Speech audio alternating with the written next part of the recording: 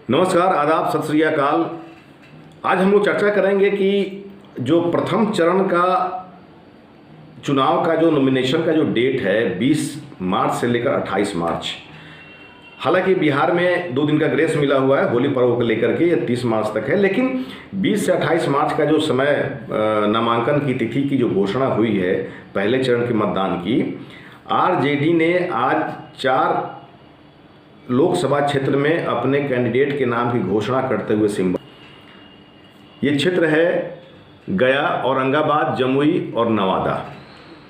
इन चारों सीट पर आज आरजेडी ने अपना पत्ता खोल दिया, लेकिन इसमें औरंगाबाद और नवादा बीजेपी के खाते में सीट है। जमुई पर चिराग पासवान का ये सीट है। गया में ऑलरेडी क्लियर है कि वो सीट जो है जीतन राम मांझी को मिला हुआ है।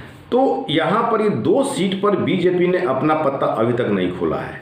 ये चर्चा का विषय बना हुआ है और इस बात की भी चर्चा हो रही है कि कहीं लालू यादव से बीजेपी डरी हुई तो नहीं है, क्योंकि लालू यादव पिछले 2019 के चुनाव में जेल में थे, अब की बार घर पर हैं और जो सियासत है, जो आरजेडी की का जो भी एक्टिविटी है, वो सारा कंट्रोलिंग, महागठबंधन का पूरा कंट्रोलिंग लालू यादव के हाथ में है। अभी जो है जिस तरह से उन्होंने 4 सीट पर जो प्रथम चरण के जो चुनाव हो रहे हैं, चारों सीटों पर जब उन्होंने आरजेडी का सिंबल दे दिया, कांग्रेस में बेचैनी पकड़ ली। कांग्रेस के नेता दौड़ने लगे, सीपीआई के नेता दौड़ने लगे कि बिना हम लोगों से राय विचार किए, बिना सीटों का बंटवारा किए हुए जो है आपने सीट जो है आपने सिंबल दे दिया।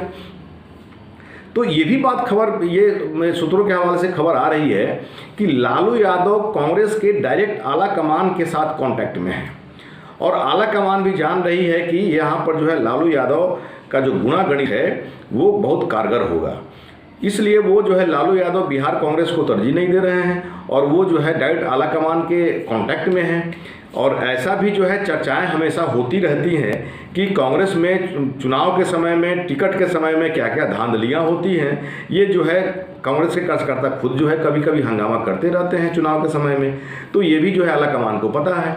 ऐसा ही हो सकता है लालू यादव जो कांग्रेस का आला कमान है उनके कांटेक्ट में है। विगत दिनों तेजस्वी यादव मुंबई में गए हुए थे न्याय यात्रा के समापन समारोह में।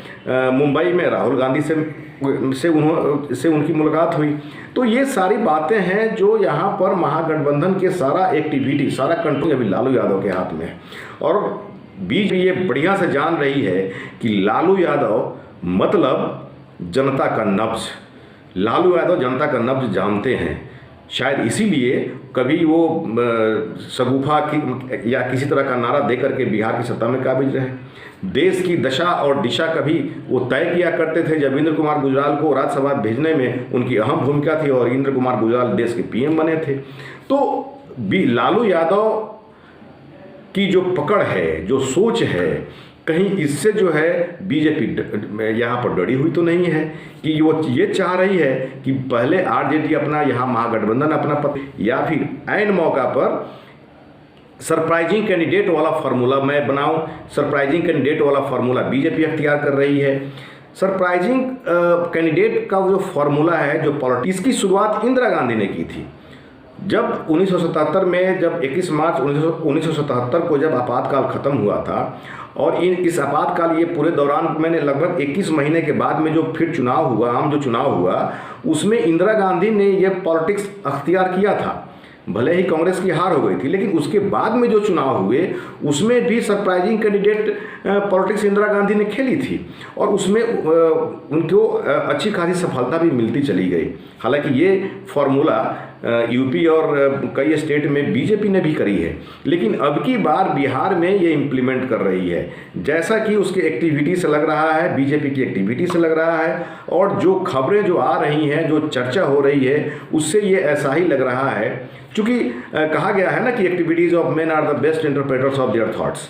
तो कहीं ना कहीं जो एक्टिविटी जो अख्तियार की हुई है बीजेपी, उससे ऐसा प्रतीत हो रहा है कि महागठबंधन का कैंडिडेट कहाँ कहाँ होगा पहले उसको देख लिया जाए, या फिर जो मेरा कैंडिडेट है वो सरप्राइजिंग कैंडिडेट पॉलिटिक्स के तहत ऐन मौका पर सीधे सिंबल देकर के नॉमिनेशन के लिए भेज दिया जाएगा। हालांकि ये अलग बात है कि कैंडिडेट सब में जो है ये बेचैनी है कि हम लोग को चुनाव प्रचार का मौका नहीं मिलेगा, लेकिन बीजेपी एक तरह से कहा जाए तो ओवर कॉन्फिडेंस में है चुनाव को लेकर के। चूँकि बीजेपी ने जिस तरह से अपना पूरा डिजिटल प्रचार भी अपना बीजेपी कर रही है और बीजेपी जो जो काम की है वो सब काम का जो है एक ग्रामीण क्षेत्र तक जो है लोगों के हाथ में बीजेपी की जो जो काम है वो सबको जो है जानकारी हो रही है।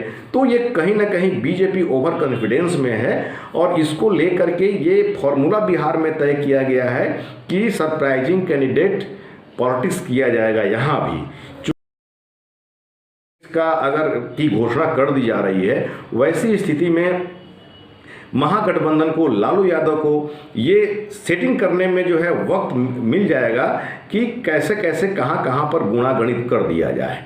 गुणा गणित के आंकड़ा में लालू यादव माहिर आदमी है और जिस तरह से देखा जाए तो पिछली बार की जो महागठबंधन सरकार थी बिहार में, उसमें तेजस्वी यादव की क्या एक्टिविटी थी और इस बार के महागठबंधन की सरकार में देखा जाए कि क्या एक्टिविटी तेजस्वी यादव की रही है, तो इसे साफ झलकता है कि तेजस्वी यादव मैच्योर्ड हो गए हैं। तेजस्वी यादव मैच्योर्ड हुए हैं, लालू यादव की देन है। लालू यादव गाइड कर रहे हैं और शायद इसीलिए जिस तरह से देखा गया कि महागठबंधन की सरकार में इस बार, पिछली बार जो महागठबंधन की सरकार थी, इसमें तेजस्वी यादव लगातार मास्टर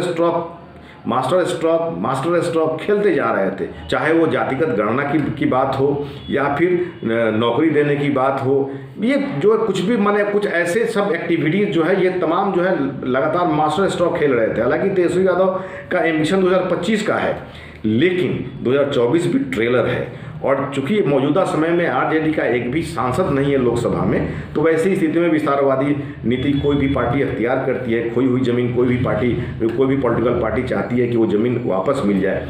तो ये जो है इसमें भी जो है लालू यादव का दिमाग चल रहा है, गुणागणित चल रहा है और इसी से सतर्कता बरतते हुए बीजेपी ने यह फॉर्मूला अख्तियार किया है जो इंदिरा गांधी का ही फॉर्मूला है।